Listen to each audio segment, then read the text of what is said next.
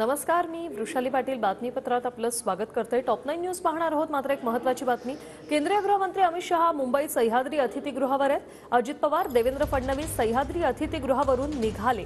मुख्यमंत्री एकनाथ शिंदे अजूनही अमित शहा यांच्यासोबत बैठक त्यांची सुरू आहे।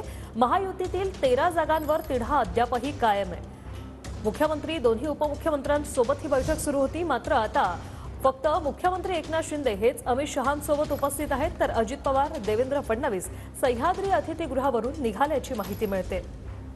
शिंदेंकडून 18 जागांचा प्रस्ताव दिला जाणार असं सूत्रांमार्फत कळतंय। तर महायुतीत 13 जागांवर तिढा अद्यापही कायम आहे। कोणत्या जागा पाहूया। उत्तर पश्चिम मुंबई, रत्नागिरी, सिंधुदुर्ग, रायगड, शिरूर, मावळ, नाशिक, रामटेक, पालघर, ठाणे, छत्रपती संभाजीनगर, तर धाराशिव, परभणी आणि यवतमाळ या जागांवर अद्यापही तिढा कायम आहे।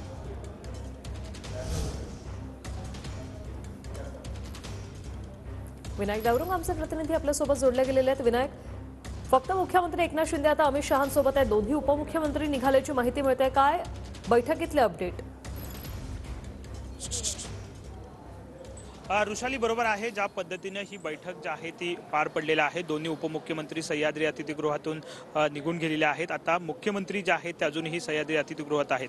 आपण जर जी माहिती मिळते त्या माहितीनुसार 18 जागांचा प्रस्ताव जो आहे तो शिंदेंच्या शिवसेनेने दिलेला पाहायला मिळतो आणि याच प्रमुख ज्या जागा आहेत त्यामध्ये आपण जर पाहिलं तर जो वाद किंवा जो तिढा आहे तो भाजप आणि शिवसेना या दोन्ही पक्षांचा स्थानिक पातळीवरचा तिढा आपल्याला पाहायला मिळतो। उदाहरणार्थ कोकणातली जागा रत्नागिरी, सिंधुदुर्गाची आपण जर पाहिली तर हा तिढा जो आहे तो शिवसेना आणि भाजप असाच आपल्याला पाहायला मिळतो। अशा अनेक जागा आहेत। यावरती सखोल चौकशी ज्या संपूर्ण होणार आहे किंवा सखोल चर्चा जी आहे ती यामध्ये होणार आहे।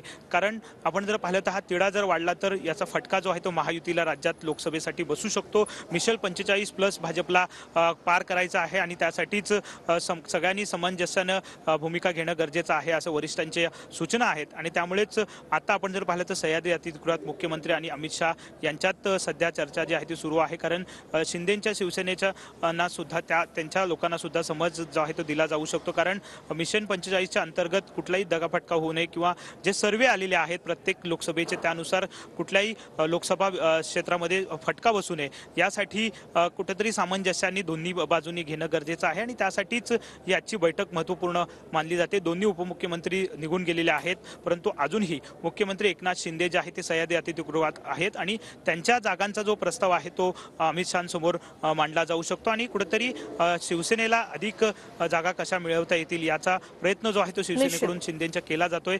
परंतु भाजप सुद्धा कुठेतरी तिढा हा वाढू नये याचे नक्कीच विनायक, धन्यवाद तुम्ही दिलेल्या या माहितीसाठी।